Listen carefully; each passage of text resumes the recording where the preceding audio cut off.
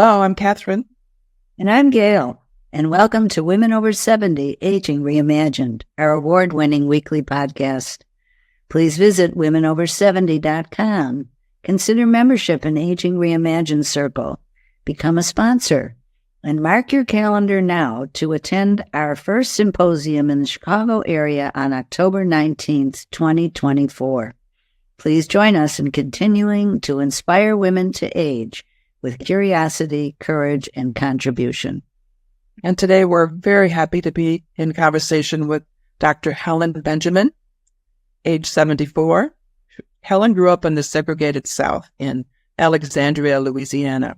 Upon graduating in 1968 from Peabody High School with what she calls a life-altering education, Helen moved to Dallas, Texas to attend Bishop College, an historically Black college, where she earned a bachelor's degree. And then she went on to earn a master's and PhD from Women's Texas University. Helen describes herself as a change agent with a positive attitude who inspires people to get things done. She's held major leadership positions for 27 years in the Contra Costa Community College District in California, where she was president of 2 colleges and retired in 2016 as chancellor of the district. Now, Helen has remained connected with her high school classmates and hometown, so much so that she invited 24 classmates to contribute to her edited volume, How We Got Over Growing Up in the Segregated South, a collection of narratives which came out in 2021. And since retiring, Helen established HSV Consulting and works with dozens of colleges, boards, and CEOs to advance student-centered organizational and leadership development. Helen has 2 daughters, 3 grandchildren, and a 92-year-old mother who lives in Louisiana. So we thank Pamela Tate for referring Helen to Women Over 70. Pam is a former podcast guest, and they met on the board of trustees at Excelsior College, which Helen chaired. So Helen, welcome to Women Over 70. Thank you. It's a pleasure to be here. Thank you. Now, we know you are very committed to preserving African-American history. And so could you tell us about the book you created with your high school classmates, How We Got Over? Okay, I will happily share that. It was something totally unexpected. It came while I was in a meeting, actually. You mentioned Excelsior University, where Pam Tate and I both served. And we were having, during COVID in October 2020, we were having a diversity training. And the woman conducting the training was talking about redlining. And as she was talking about it and describing what it was, I just, for the first time at that late age, thought about my own hometown. And she was describing my hometown and where I lived and grew up. And just in a matter of maybe 2 or 3 minutes, you've heard the expression, your life flashes, about your life flashing before your eyes. Well, that's what occurred to me. And I thought, my goodness, that's where I came from. I lived in a little house, of course, with parents and siblings in a small community in Alexandria that was surrounded by a chicken processing plant, a sawmill, a place. We were between, our 4 streets were between 2 railroad tracks. I mean, it was redlining at its actually a definition of redlining, where I lived and grew up. And I thought, it's pretty amazing that I grew up there and ended up where I am. I think it's a story worth telling.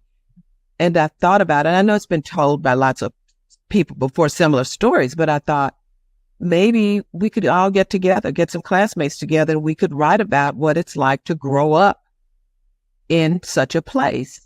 And I contacted the woman who became my co-editor, she used to work for the Dallas Morning News, and she's married to one of my classmates. He was our valedictorian. And I called her as soon as that meeting was over and asked her what she thought about it. She said, Helen, it's a great idea, because she was from another small Louisiana town, Lake Charles. And then I called one of my classmates who was popular with everybody and asked him what he thought. And he said, oh, let's do it. And we just started calling people. I created an outline that they could follow. And you know how sometimes people are not confident at all about their writing. I said, don't worry about your writing. Just get it on paper. We'll edit. We'll keep your voice. And a year later, we had that book. A year later, that's amazing. I know, but they were eager. They wanted to tell their stories. They wanted. And why do you think it was so important for them to tell the story? Well, in the words of one person, when he got the call, he said, "Oh, I'm in. I'm starting on mine tonight because I want my grandchildren to know this. I want it to be written so that they have it." And you'll notice in there that I had them give photographs of their grandparents and great-grandparents. I was just really surprised by the amount of material people had and how much people knew about their families. And so much of it was captured there or is captured there. Yeah. You know, in your chapter, your story, you talk about your mother's maternal ancestry of having been slaves. Yes. And then you talk about your experiences of moving between two worlds. Yes. Say more about that. Well, I grew up, as I indicated, in this small town, and it was segregated at the time, and Black folk lived on one side of town and white folk lived on the other side of the tracks, literally. And so all my life, that until I was 18, I was in a community of Black people. I never sat in a classroom next to someone who was not Black until I was 25 and working a master's because I attended on African-American college, on HBCU.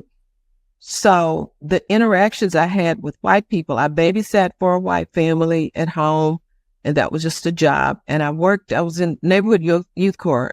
That was part of Lyndon B. Johnson's War on Poverty. He created these programs, and I worked in one of those, and I was around white people and shunned for the most part. And so when I graduated from college and began teaching in a predominantly white school in Dallas, that was just a huge change for me. And so I lived a kind of double life in a way. I was learning a lot, and that entire culture was new to me, to be around white people, and especially being exposed to Jewish people for the first time too. There was a high Jewish population at this school. And so you navigate, and what happened to me naturally, and even when I went to California, moved from Texas to California, that was another adjustment. But what happened to me, I think naturally, was that I did, especially with language, what Black scholars ended up calling code switching. When I go home, even now, I talk the way people at home talk. It's not that I'm planning it or anything like that, but that's my natural self. And when I change settings, today I'm using proper English and all that, even though I'm an English major, I don't always do that. I'm just who I am. And so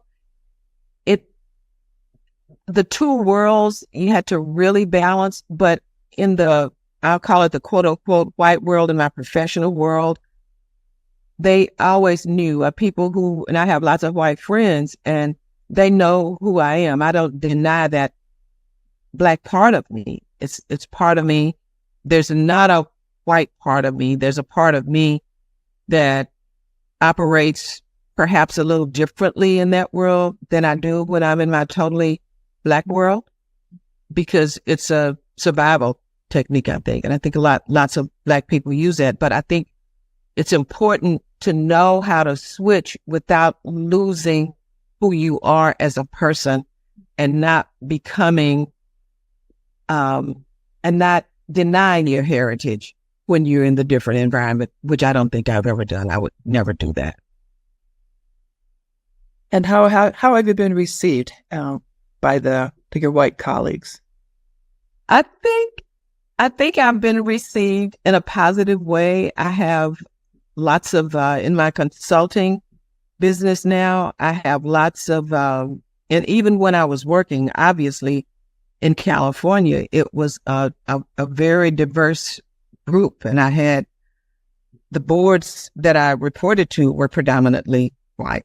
A lot of people that I hired were white, and lots of them were a variety of backgrounds, and so I think it kind of makes you wonder, though. I was chosen to lead a predominantly white organization. And so why did they choose me? My hope is that it was because I was competent and I did the job. And I think I moved the district forward and moved and certainly served as a role model for other students, white ones included. But it especially made students of color feel, I spent lots of time with students of color in all the jobs that I've had, because it's important to them to be able to identify with a person. And I know white folk get tired of hearing us say it's important to have people around you who look like you, but it really, really, really is important.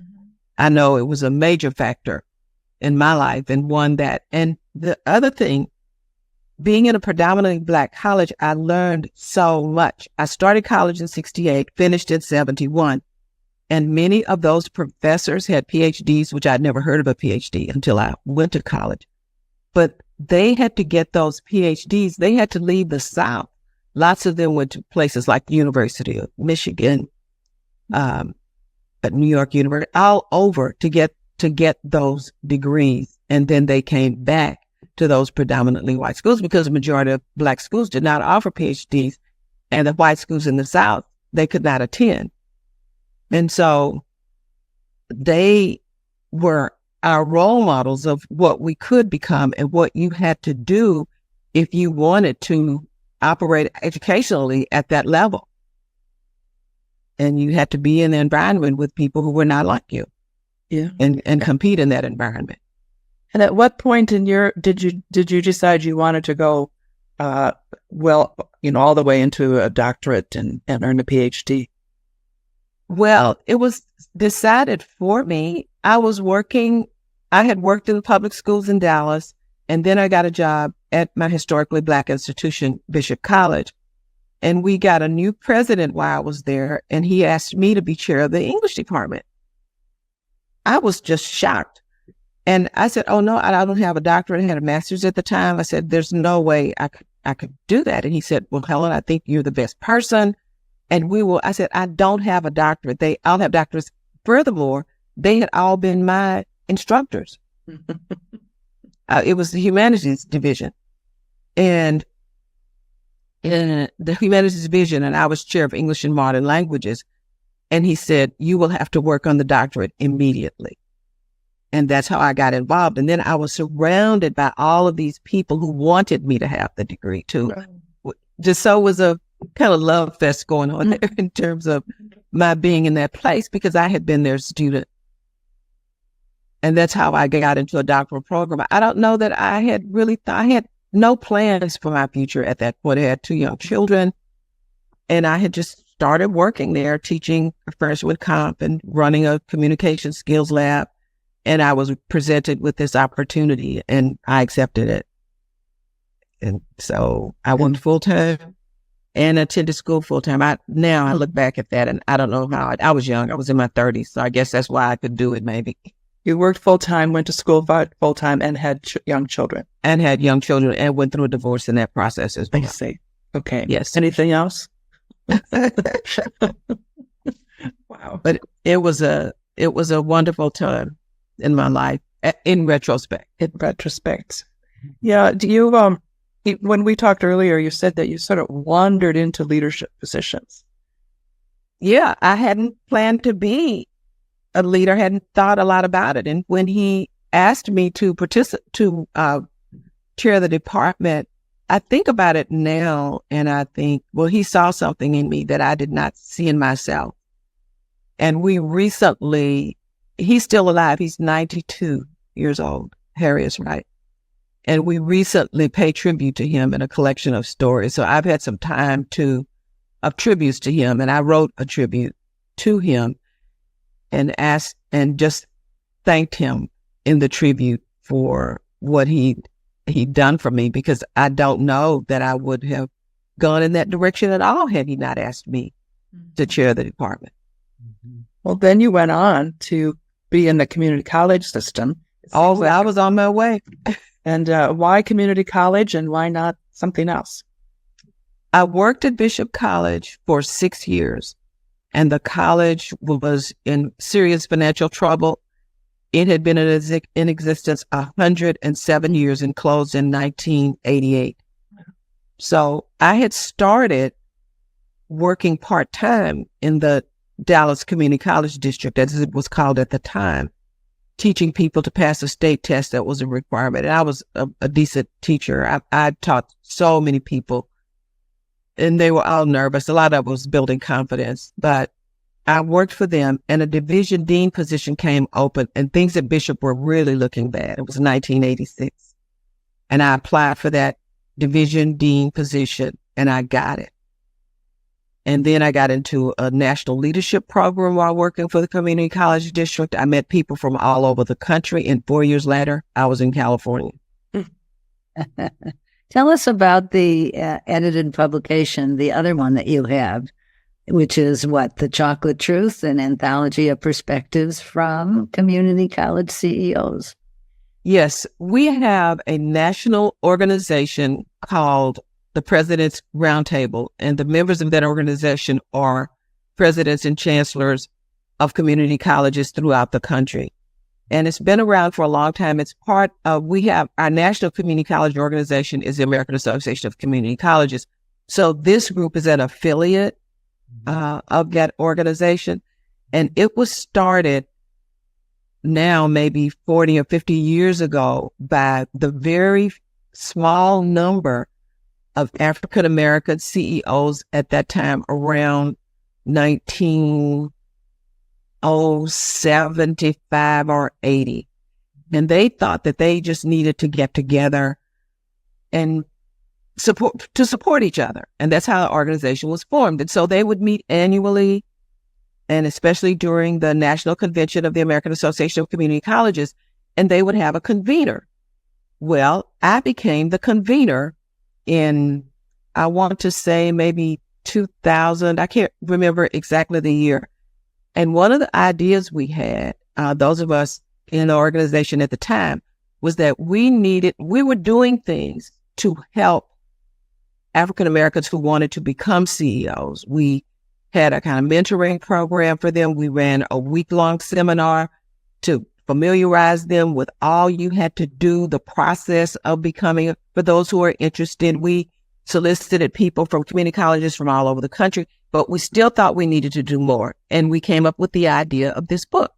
Let's tell some stories. Let's give them some examples of the kinds of things you have to be aware of, what you have to really think about, what you go through, some of the experiences that we've had as community college CEOs, so that these things will be instructive to them. We thought that was how we could help them most, to really, rather than meeting with them as we had done, to talk with them through the pages of a book.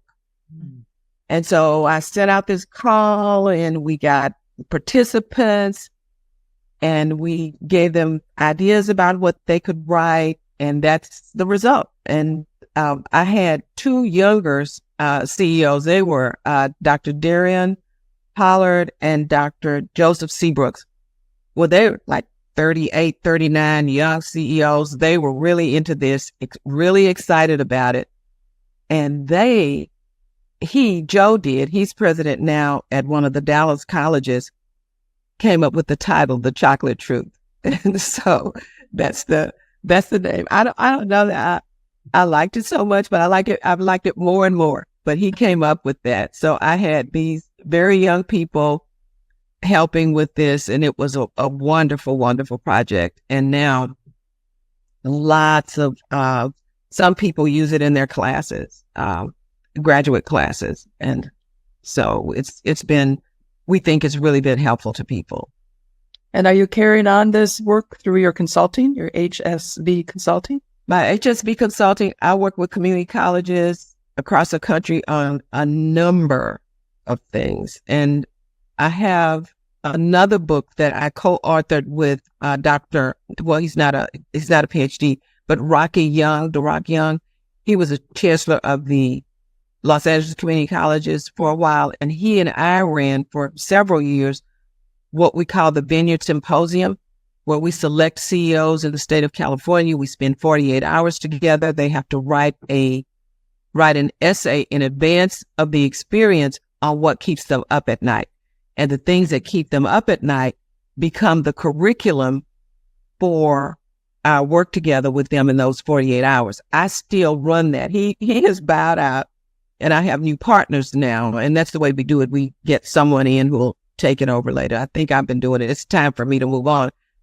But we came up with this book because we wanted to get down some of the advice that we've given to people. Once you get in the job, then how do you resolve some of these issues around budget and governance and planning, just a plethora of issues. But that one is called, I think, I should know the name of it, Lessons from the Vineyard or something like that. Yeah. But it's a wonderful little book, and lots of people use it. They find it helpful.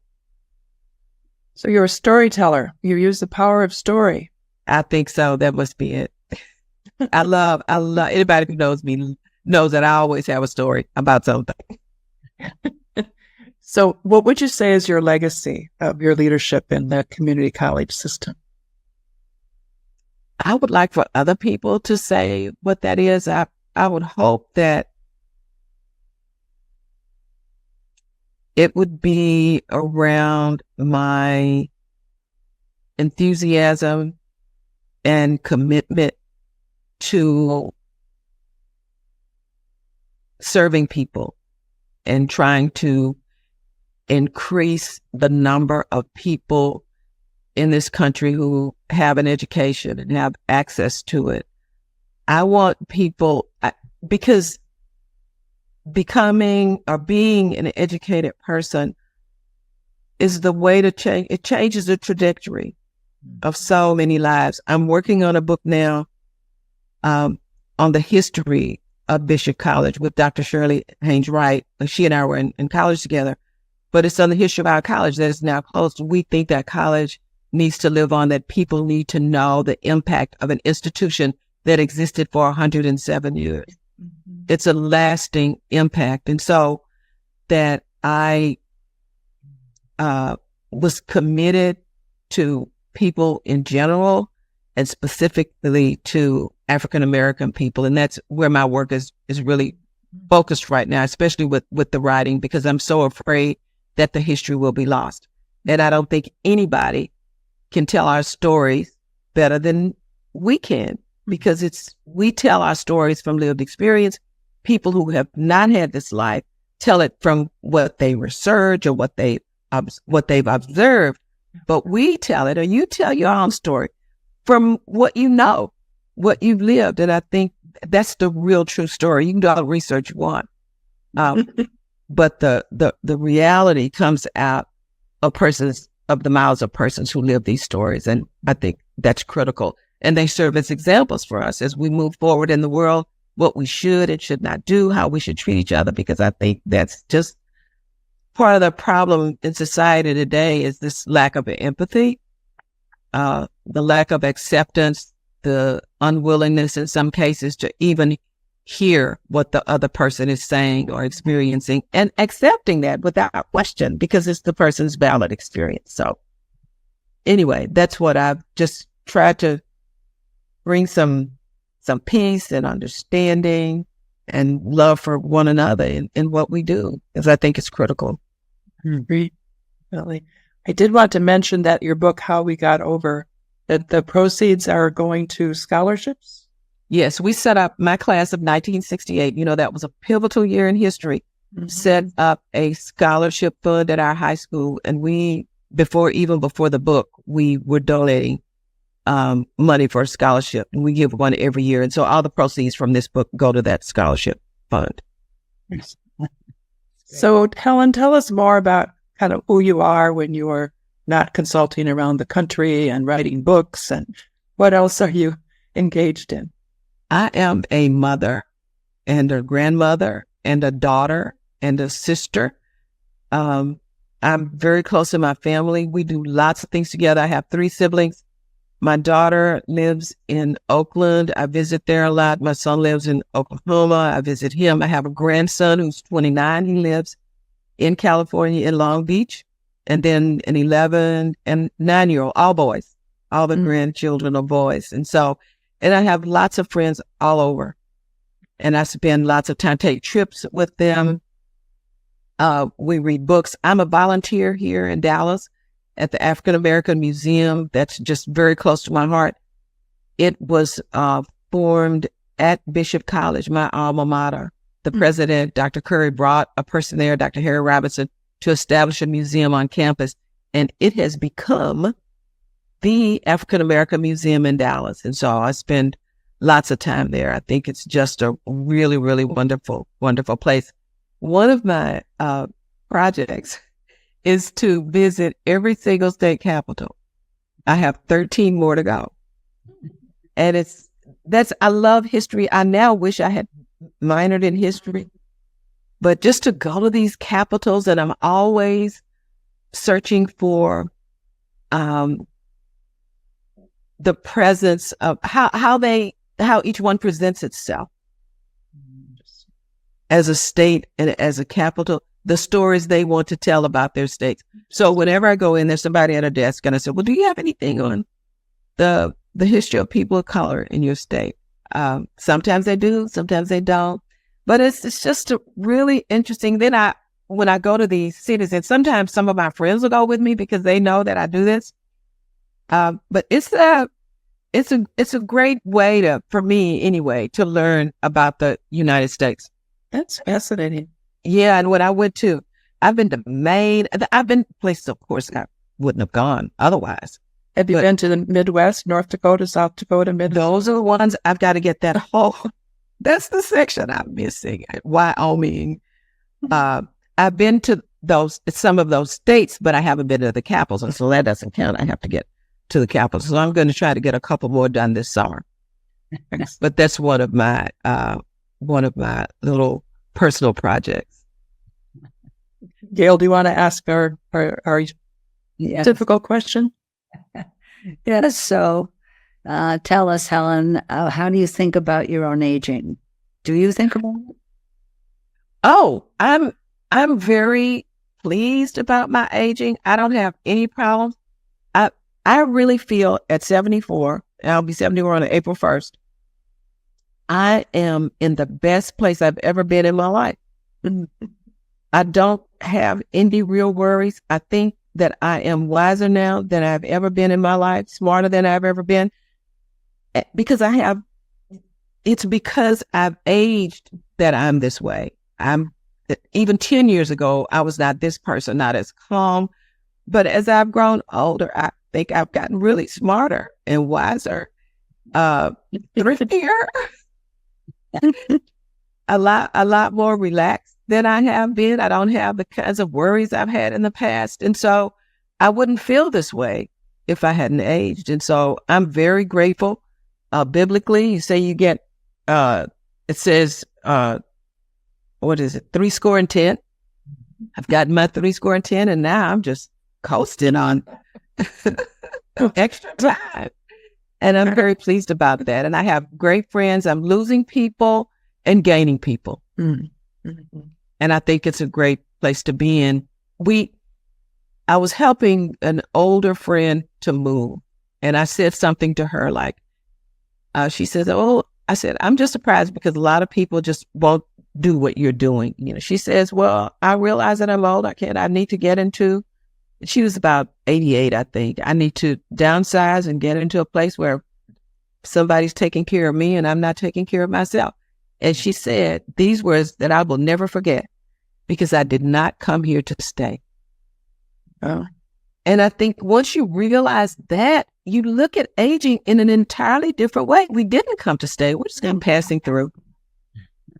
Right. But I do want to comment that I don't think coasting is a word I would use to describe you. Oh, well, maybe not.